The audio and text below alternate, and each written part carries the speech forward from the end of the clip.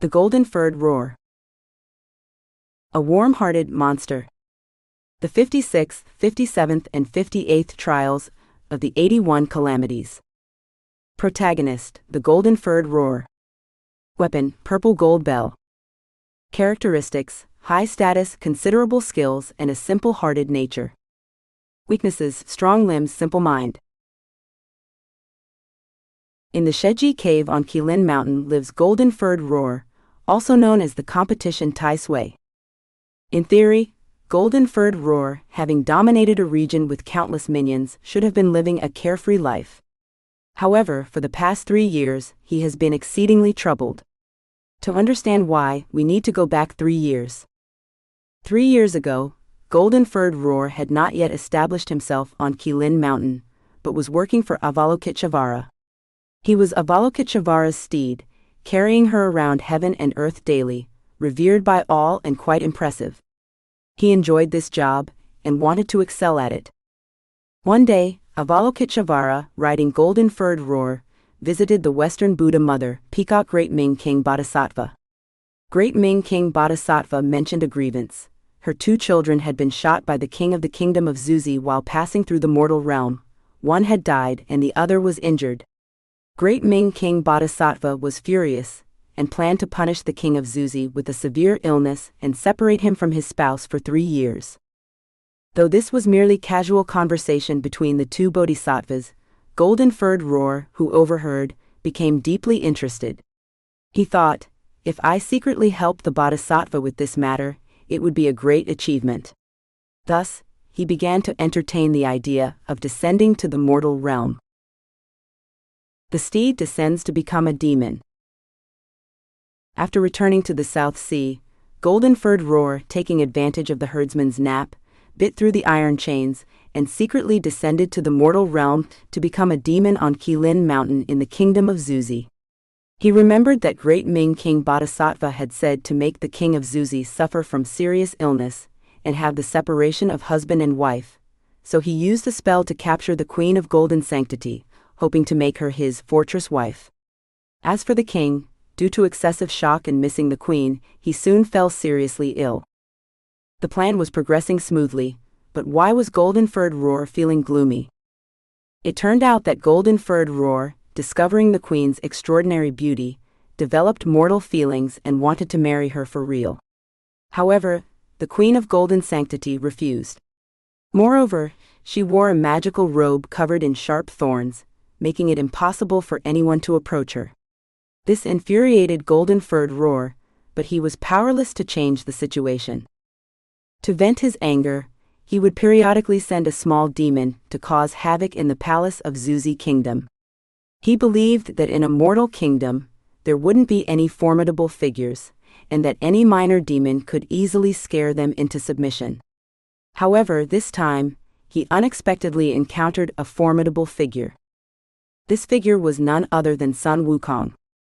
As it happened, Tang Seng and his disciples were passing through Zuzi Kingdom on their journey to the west to obtain the scriptures. Sun Wukong, who enjoyed excitement, began wandering around the imperial city with Zhu Baji as soon as they entered. During their stroll, they noticed an imperial decree from the king of Zuzi Kingdom seeking medical help. Confident in his vast abilities, Sun Wukong tore down the decree and entered the palace to treat the king's illness. This action set off a series of events that later became known as the medical treatment in Zuzi Kingdom, the 56th hardship Tang Seng encountered on the journey to the west. After meeting the king and learning about the cause of his illness, Sun Wukong said to the king, "I can cure your illness, but you need to prepare 3 jin of every medicinal herb in the world." The king, eager to be cured, promptly followed Sun Wukong's instructions and ordered his medical officers to gather 808 different herbs. Zhu Baji asked Sun Wukong, "With so many herbs, how can the king consume them all?" Sun Wukong replied, "Don't worry. I have my own way." In reality, Sun Wukong was merely toying with the king by asking for the herbs. The actual medicine he intended to use to treat the king consisted of just 2 ingredients: urine from the white dragon horse and saliva from the old dragon king. Although these substances might seem unclean, being from divine dragons, they were extremely nourishing for mortals. Sun Wukong went to the Dragon King to ask for saliva. The old Dragon King, having been terrified by Sun Wukong before, agreed without hesitation. Then, Sun Wukong approached the white dragon horse for urine, but the horse was initially unwilling to provide it. It was only due to Sun Wukong's persuasive skills that the white dragon horse finally relented and gave him a small amount. Sun Wukong mixed the white dragon horse's urine with soot from the bottom of a pot to make pills, and instructed the king to swallow them with the Dragon King's saliva. Remarkably, this cured the king's illness. Since Sun Wukong resolved the king's major problem, this event became the 57th hardship in the 81 calamities on the journey to the west, known as rescuing the weak. After curing the king's illness, Sun Wukong planned to help the king eliminate demons and monsters, determined to see the good deed through to the end.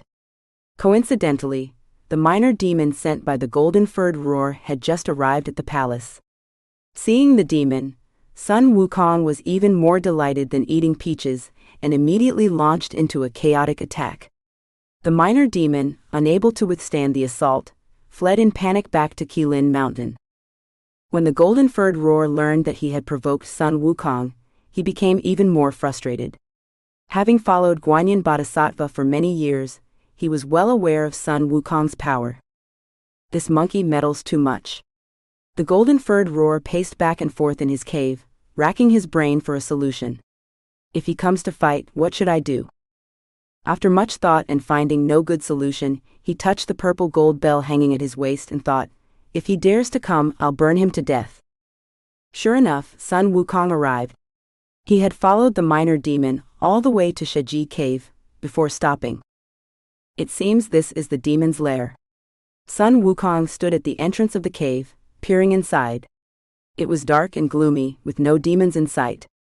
Fearless as always, he saw no immediate danger, and slowly entered the cave with his staff in hand. However, just as he stepped inside, a burst of fire erupted, accompanied by a foul smoke. While he wasn't afraid of the fire, the toxic smoke threatened to blind him, forcing him to retreat. Holding the purple gold bell, the golden-furred roar was delighted after defeating Sun Wukong with just a single fire. It seems this monkey is a coward too, he thought, feeling a surge of arrogance. He shouted, "Prepare a challenge letter. I want to duel the monkey." He quickly wrote the challenge letter, and instructed his trusted subordinate, Yulai Yuk, to deliver it to Sun Wukong at the imperial city. "Remember, you must hand it to the monkey personally," he ordered. Yulai Yuk went quickly and returned just as fast, coming back to Sheji Cave shortly after setting out. When the golden-furred roar saw his trusted subordinate return, he quickly asked, "Was the challenge letter delivered?" "It was delivered," Yulai Yuk replied. "Did the monkey agree? And did Zuzi Kingdom make any preparations?" He paused and added, "What about Zuzi Kingdom's response?" He asked because he suddenly recalled that in the past 3 years, Zuzi Kingdom had repeatedly sought out monks and Taoists to subdue him and rescue Queen of Golden Sanctity. He suspected that with Sun Wukong now in the palace, Zuzi Kingdom might seize the opportunity to launch an attack. The moment he asked, Yulai Yuk burst into tears. "They beat me up and have deployed 100,000 soldiers, saying they're going to besiege Qilin Mountain." "Ha ha ha." The golden-furred roar laughed loudly. "I'm not afraid of their numbers. No matter how many come, I'll burn them all with a single fire." "You've been wrong getting beaten like that." Seeing Yulai Yuk, still wiping his nose in tears, he chuckled, "Go and tell the queen not to panic." Yulai Yuk acknowledged the order and quickly ran off to find the queen. The golden-furred roar, being careless, failed to realize that this Yulai Yuk was actually an imposter. As it turned out, the real Yulai Yuk was ambushed and killed by Sun Wukong with a single blow just after leaving Qilin Mountain. Knowing the demon possessed powerful treasures and would be difficult to defeat, Sun Wukong transformed into Yulai Yuk to infiltrate the cave and gather intelligence. Suffered emotional pain. Sun Wukong seized the opportunity to find the queen and revealed his true identity to her. "Don't be afraid, queen. I'm the monk sent by the king to rescue you." Seeing that queen was skeptical, he quickly produced the jeweled string he had received from the king of Zuzi kingdom. "The king asked me to give this to you." Upon seeing the jeweled string, the queen burst into tears, finally believing that Sun Wukong had come to rescue her. She told Sun Wukong that the golden-furred roar possessed a powerful treasure called the purple gold bell. The bell had 3 clappers. Shaking the first released a 300 feet fire, shaking the second unleashed a 300 feet of poisonous smoke, and shaking the third stirred up a 300 feet of yellow sand. He had relied on this purple gold bell to defeat many demons and monsters. Sun Wukong realized that to defeat the golden-furred roar, he must first seize the purple gold bell. After thinking for a moment, he suddenly slapped his bald head and exclaimed, "Got it?" He then said to the queen, "In a while you should call him in, and I'll take the chance to steal the bell." At that time, the golden-furred roar was busy instructing the minor demons to reinforce their defenses, unaware that a trap was already set. "My lord, the queen requests your presence," a minor demon reported. "Well, this is a surprise." The golden-furred roar was both startled and delighted. He truly loved the queen, but she had always been afraid of him, which had frustrated him greatly. Now, with the queen taking the initiative to invite him, he felt as if he had drunk honey, sweet and blissful. "My lord, I've had a change of heart," the queen said directly. "I want to live happily with you." The sudden joy nearly overwhelmed the golden-furred roar, and he kept repeating, "Wonderful! Wonderful! This is simply wonderful." "My lord, since we are husband and wife, let me keep your treasure safe," the queen said. "You trust me, don't you?" The golden-furred roar, being a simple-minded demon, was utterly besotted and had no suspicions. He hurriedly untied the purple gold bell from his waist and handed it to the queen with both hands. "This treasure is now in your care, my lady." The queen took the purple gold bell and casually handed it to the Yulai Yuke, standing beside her, saying, "You keep it safe for me." Seeing her give the bell to his trusted subordinate, the golden-furred roar was completely reassured. Little did he know that the treasure was already in Sun Wukong's hands. Sun Wukong secured the purple gold bell, plucked out a strand of hair and transformed it into a fake bell, placing it on the table. Then he swaggered out of the cave. As soon as he was outside, he shouted loudly, "Demon, come out and meet your death." The golden-furred roar was in the middle of sweet talk with the queen when a minor demon rushed in, reporting that Sun Wukong was hurling insults outside the cave. His romantic moment was ruined, and so was his good mood. Enraged, he stormed outside to confront Sun Wukong. Without saying a word, he swung his axe with unstoppable force. Unfortunately for him, he was up against Sun Wukong. His skills were no match for the Monkey King, like a child facing an adult, and he quickly found himself on the losing side. "Ouch!" he cried out as Sun Wukong struck him with a blow, forcing him to retreat back into the cave. But instead of fleeing, he returned to ask the queen for the purple gold bell, intending to use it in battle. He knew its power, confident that even Sun Wukong wouldn't be able to withstand it. However, when he stepped outside with the purple gold bell, he was stunned to see Sun Wukong holding an identical bell. Both bells were exactly the same in appearance and size.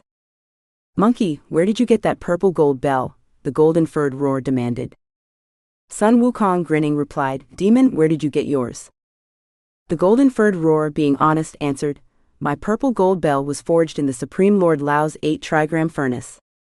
"Well, that's a coincidence," Sun Wukong said. "Mine was also made in the Supreme Lord Lao's 8-trigram furnace. But yours is the female bell, and mine is the male." Although simple-minded, the golden-furred roar understood that Sun Wukong was mocking him. He shouted, "Who cares whether it's male or female? As long as it can defeat you, it's a good treasure." With that, he shook the first clapper of his bell, but no fire appeared. He shook the second, but no smoke emerged, and he shook the third, but no sandstorm arose. He was stunned. At that moment, Sun Wukong also began shaking his bell. All 3 clappers jingled at once, unleashing a massive fire, thick smoke, and a fierce sandstorm that rushed towards the golden-furred roar. Panic-stricken, the golden-furred roar tried to flee, but found himself surrounded by smoke and fire with nowhere to escape. Just as he was about to be burned alive, a voice suddenly rang out from the sky, "Wukong, show mercy." It turned out that it was Guanyin Bodhisattva who had arrived. She explained to Sun Wukong how the golden-furred roar had descended to the mortal realm and become a demon without permission, and she requested that Sun Wukong spare his life. "This demon isn't too bad, he's got a good heart." Sun Wukong laughed. "All right, I'll let him off this time." With that, he charged into the Sheji cave, killed the minor demons, and flew back to the imperial city with the queen. As the golden-furred roar watched the queen leave, tears streamed down his face. Then he rolled on the ground, revealing his true form, and carried Guanyin Bodhisattva as they flew towards the South Sea. As for the queen, who had been held captive by the demon, she naturally regained her freedom. Thus the 58th calamity on Tang Seng's journey to the west was named Subduing the Demon and Rescuing the Empress, where the Empress refers to the queen.